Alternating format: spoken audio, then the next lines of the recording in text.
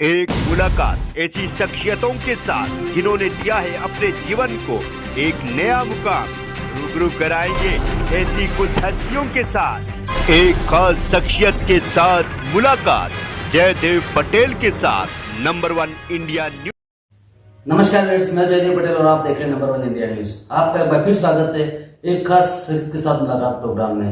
आज हम बात करेंगे 6 चरणों के मतदान के बाद जो नैरेटिव सेट हुआ देश में, 400 पार या 200 से कम, कौन सा कुछ नैरेटिव सेट होने जा रहा है। और इसी के साथ साथ 1 जून को जो इंडिया अलायंस की जो एक एकजुटता की बैठक होने जा रही है, इसे ममता बनर्जी ने किनारा कर दिया। तो क्या ये तय है कि इंडिया अलायंस का नतीजों से पहले कहीं न कहीं विभाजन हो गया है? इन्हीं तामुद्दर बात करने के लिए हमारे साथ खास मेहमान है राजनीतिक विश्लेषक संजय उनियाल। संजय उनियाल जी, आपका बहुत बहुत स्वागत है आज हमारे प्रोग्राम में। नमस्कार जयदेव, आपको और आपके पूरे दर्शकों को नमस्कार जी। संजय उनियाल जी, आपसे मेरा पहला सवाल है कि 1 जून को इंडिया अलायंस की एक जुटता की जो एक आम बैठक होने जा रही है, जिसको लेकर कहीं न कहीं ममता बनर्जी ने किनारा कर दिया है, तो क्या हम ये कह सकते हैं कि चुनाव से पहले कहीं न कहीं इंडिया अलायंस का विभाजन होने जा रहा है? ये देखो जयदेव, ये लगभग तय था कि जब आपकी कोई कॉमन मैंडेट नहीं होता, आपका कोई कॉमन प्रोग्राम नहीं होता, आपका चरित्र आपस में मेल नहीं खाता, आपके जो टोटल गोल थे जब अपने पॉलिटिकल पार्टी शुरू की थी वो अलग अलग थे, तो आप अगर किसी को हराने के लिए एकत्र आते हैं तो कहीं ना कहीं वो धीरे धीरे जब आप देखते हैं कि वो तो गोल अचीव नहीं हो पा रहा है, तो आप अलग होना शुरू हो जाते हैं, बिखरना शुरू हो जाते हैं, और जैसे लड्डू के टुकड़े आपस में जुड़ जाते हैं और सूखने पर जब देखते हैं कि कोई प्राप्ति नहीं आपस में एक साथ लगे रहने से, तो वो टूट के बिखर जाते हैं, गिर जाते हैं। जैसे फूल जो है, फूल की पंखड़ियां सूखने पर बिखर जाती हैं, अपने आप में बिखर जाती हैं, तो लगभग वैसा ही इस सारे अलायंस के साथ होने वाला है। जी संजय उनियाल जी, टीएमसी प्रमुख ममता बनर्जी ने एक बड़ा आरोप कांग्रेस पर लगाते हुए ये कहा कि कांग्रेस पार्टी बीजेपी से पैसा लेकर के टीएमसी के मुस्लिम वोट को काट रही है। इसको कैसे देखते हैं आप? अब देख लीजिए कितनी खतरनाक बात आपस में कर रहे हैं कि भाई कांग्रेस जो है वो पैसे दे रही है, बीजेपी पैसे दे रही है, कौन किसको पैसे दे रहा है ये भी क्लैरिटी से प्रश्न किसी को समझ नहीं आ रहा। जब प्रश्न ही किसी को समझ नहीं आ रहा तो इसका मतलब प्रश्न बेमाना है, और अपने आप में प्रश्न क्या है, वो हार के कगार पर नजर आ रही है खड़ी हुई, तो उन्होंने एस्केप रूट निकालना शुरू कर दिया। ऐसे उनको उनकी जो इंटरनल जो सर्वेज होते हैं, हर एक चीफ मिनिस्टर के, हर एक गवर्नमेंट के इंटरनल कहीं ना कहीं सर्वेज जरूर रहते हैं।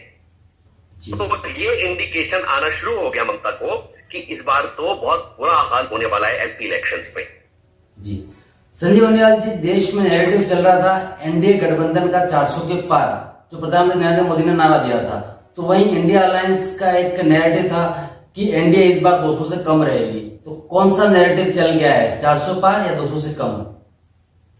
जयदेव, आप खुद देखिए, ये बड़ा अच्छा अपने आपके करोड़ों दर्शक जो नंबर 1 आपका ये चैनल है इंडिया न्यूज, इसके माध्यम से समझ पाए, बहुत इंटेलिजेंट है कि ये पूरा गेम प्लान अगर हम देखें न्यूट्रली, तो पॉलिटिकल पार्टी ने, जो मुझे लगता है टॉप की पॉलिटिकल पार्टी संसार की, 34, 35, 40 करोड़ इनके मेंबर्स हैं, तो इन्होंने क्या किया, इन्होंने नैरेटिव सेट कर दिया 400, वो 400 पार, तो पूरा इलेक्शन 400 के आसपास घूमने लगा। इवन आज भी आपका प्रोग्राम यही कह रहा है कि 400 पार पहुंच पाएंगे या 200 पहुंच पाएंगे।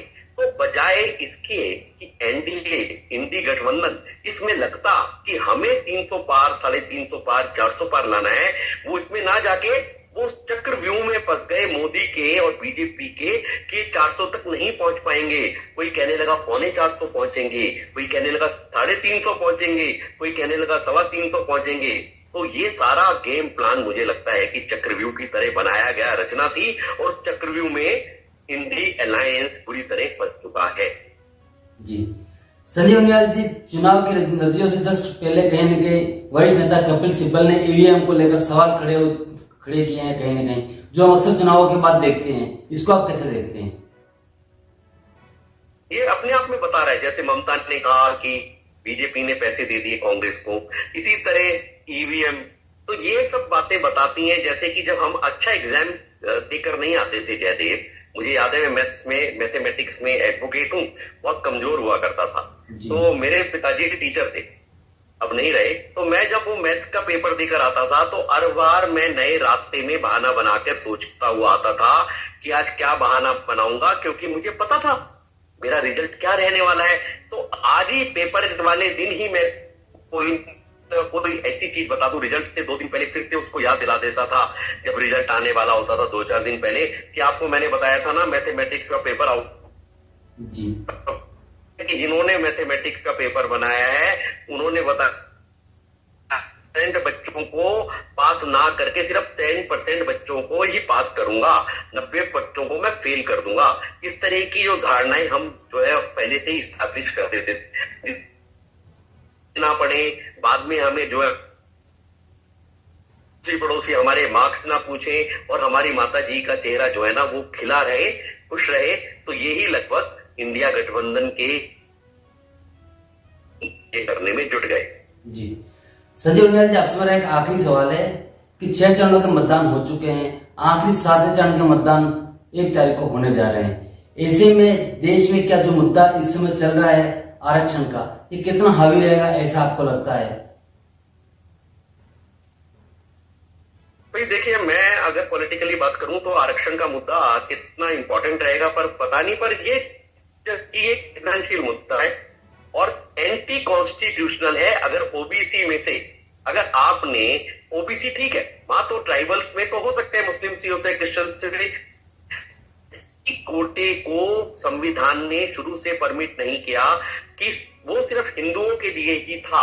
अगर उसमें से उस कोटे में से अगर आप देते हैं मुस्लिम्स को और क्रिश्चियंस को तो अपने आप में बहुत बड़ा प्रश्न चिन्ह है और ये बहुत बड़ा मुद्दा रहने वाला है। मुझे तो लगता है कि राम मंदिर जितना रखने वाला मुद्दा है, जितना इम्पोर्टेंट मंदिर का मुद्दा रहा इस पूरे इलेक्शन में, अभी आप रिजल्ट्स में देखेंगे, उतना ही लगभग ऊंचा और उतनी ही ऊंची मीनार वाला ये मुद्दा है जो ओबीसी और एससी वाला जो मुद्दा है, वो भी आरक्षण वाला मुद्दा भी उतना इंपॉर्टेंट है। जी संजय उनियाल जी, अपना हमारे लिए समय निकाला, उसके लिए आपका बहुत बहुत धन्यवाद। धन्यवाद जयदेव भाई, नमस्कार। Thank you.